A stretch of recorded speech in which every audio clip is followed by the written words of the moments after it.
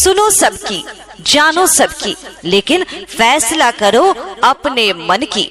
जी हाँ मतदाता साथियों, ये समय है पंचायती चुनाव का, जिसमें बिना किसी की बात माने बस अपनी समझदारी से काम लेना है कौन भला है कौन बुरा, अच्छाई से है कौन जुड़ा, आपको सोचना है, आपको समझना। अशोक कुमार केसरी जिंदाबाद, ग्राम पंचायत जगन्नाथपुर की जनता जिंदाबाद, अशोक भैया जिंदाबाद। आपका बटन कहाँ दबेगा, गेहूं के बाली छाप जहाँ रहेगा। वार्ड नंबर 7 के जनता जिंदाबाद।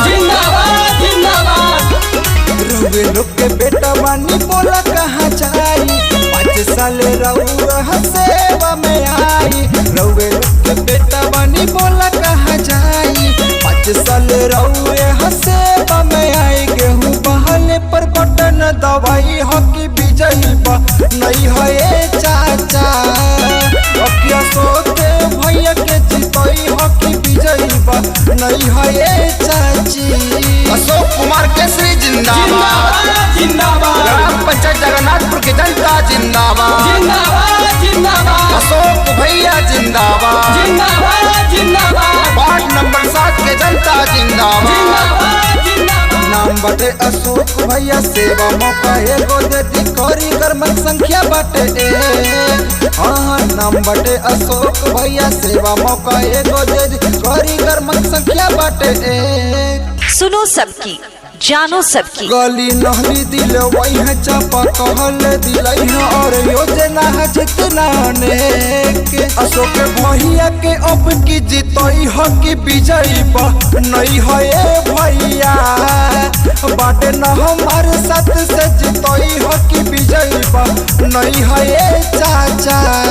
अशोक कुमार केसरी जिंदाबाद, ग्राम पंचायत जगन्नाथपुर की जनता जिंदाबाद, अशोक भैया जिंदाबाद, वार्ड नंबर 7 के जनता जिंदाबाद।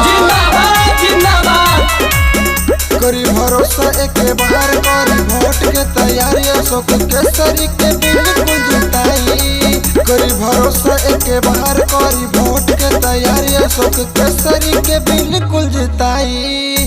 अचूनी सच्चा उम्मीदवार बाटे रहो लोग के प्यारी, मौका न बर्बाद करके जाई।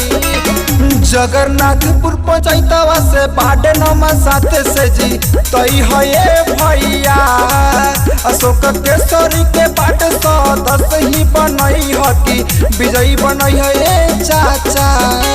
रउए लोग के बेटा बानी बोला कहाँ जाई, 5 साल रउए सेवा में आई। रउए लोग के बेटा बानी बोला कहाँ जाई, 5 साल रउए सेवा में आई। गेहूं बाली पर बटन दवाई हकी विजयी बा नहीं है भैया, अशोक केसरी के अब की जीतई हकी विजयी बा नहीं है भैया।